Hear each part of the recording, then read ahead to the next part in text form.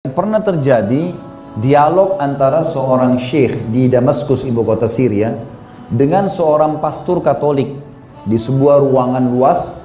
Di situ dihadiri oleh banyak mahasiswa Muslim sama mahasiswa Nasrani. Dialog agama nih, seperti biasa yang Ahmad Didat lakukan sama Dr. Zakir Naik lakukan dengan beberapa pastor-pastor. Yang jelas terjadi dialog nih. Naiklah si pastor ini ke atas podium membuka pembicaraan mengatakan, kalian umat Islam ini melarang pengikut kalian untuk menyembah berhala. Nggak boleh sembah patung, nggak boleh sembah pohon, nggak boleh pakai jimat. Tapi kalian sendiri semuanya menyembah berhala. Buktinya kalian sujud menghadap Ka'bah. Ka'bah itu juga berhala, batu. Bedanya yang disembah oleh orang misalnya patung hewan, ini kalian rumah. Secara akal benar juga gitu kan. Jadi itu kalian sembah berhala juga sama. Yang kedua, ini jadi saksi bahasan kita.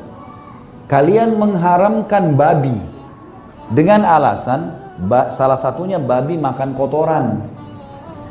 Sementara saya bisa buat peternakan, kata si pasturnya, peternakan di Eropa, peternakan babi terbesar di Eropa,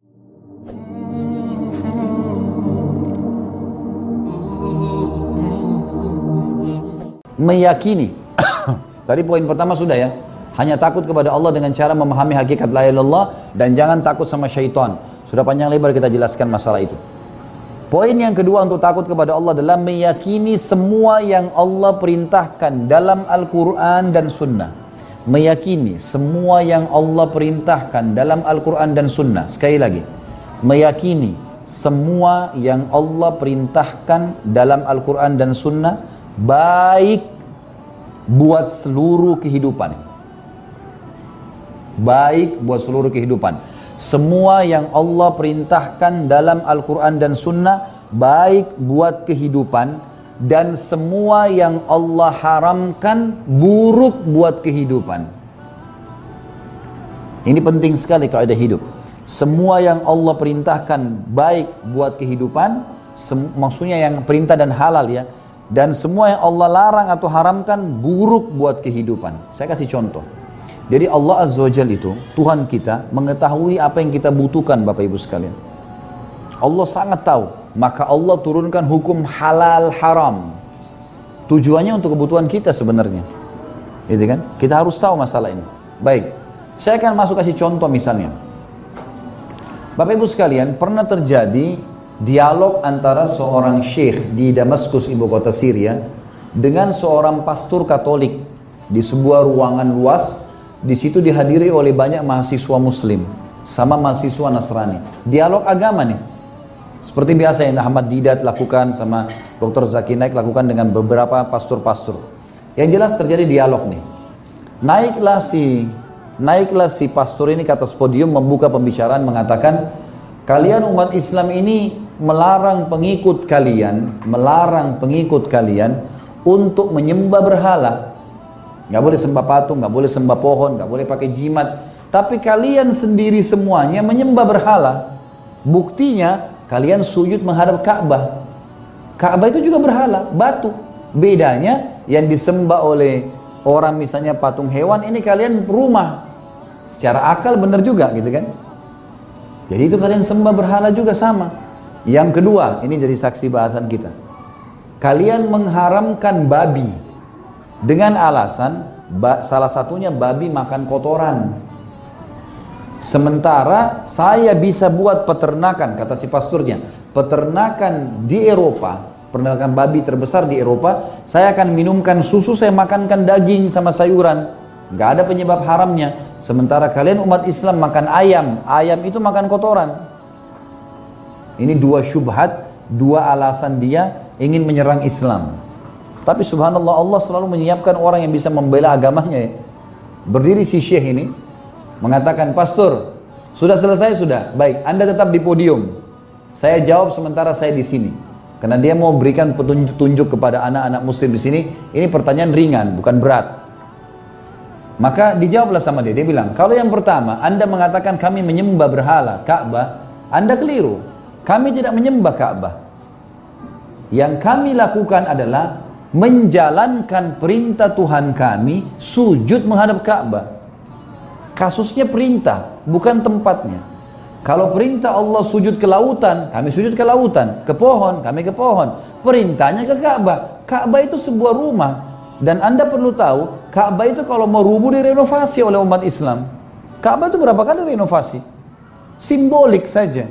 Gitu kan? Nggak lebih daripada itu. Allah suruh kita hormati, iya. Allah suruh hadapkan kiblat, iya. Allah suruh kita tawaf, iya. Allah sujud menghadap sana, iya. Tapi nggak lebih daripada itu.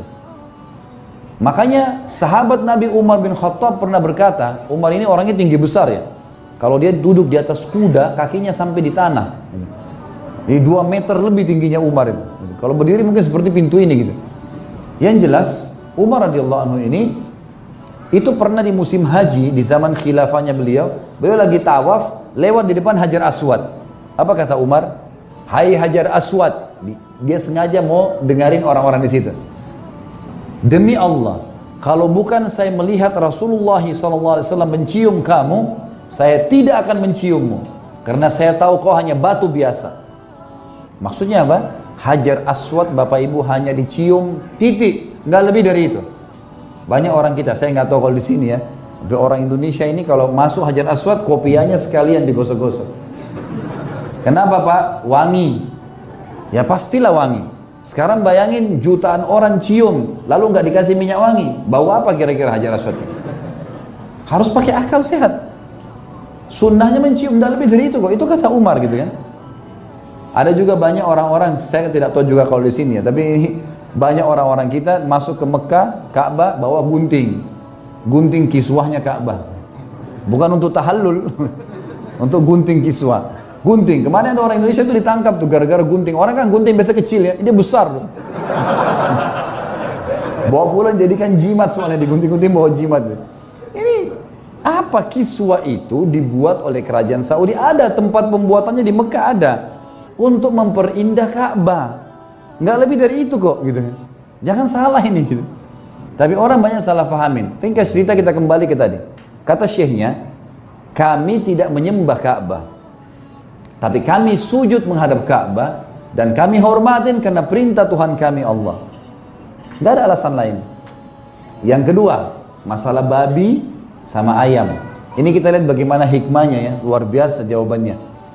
Ternyata syekhnya ini mengikuti perkembangan teknologi dan ilmu pengetahuan disatukan dengan masalah hukum syar'i.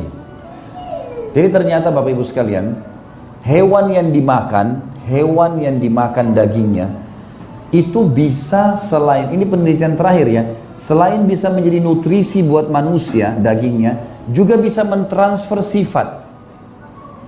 Jadi hikmah kenapa dalam Islam tidak boleh makan hewan buas, itu karena bahaya ternyata. Dagingnya bisa jadi nutrisi, bisa bergabung, tapi permasalahannya bisa menjadi buas juga orang itu. Nah ini penelitian terakhir. Teman-teman sekalian, kata syekhnya, sekarang masalah babi sama ayam ya. Kata syekhnya, coba panitia naikkan babi 3 ekor di podium dan juga ayam, tapi babi dulu 3 ekor ya, 2 jantan 1 betina. Naikin babi dulu. Nah babi ini Bapak Ibu sekalian punya sifat buruk nih. Apa sifat buruknya babi itu? Jadi babi ini kalau di alam manusia ya, kalau ada suami istri datang nih, kalau manusia.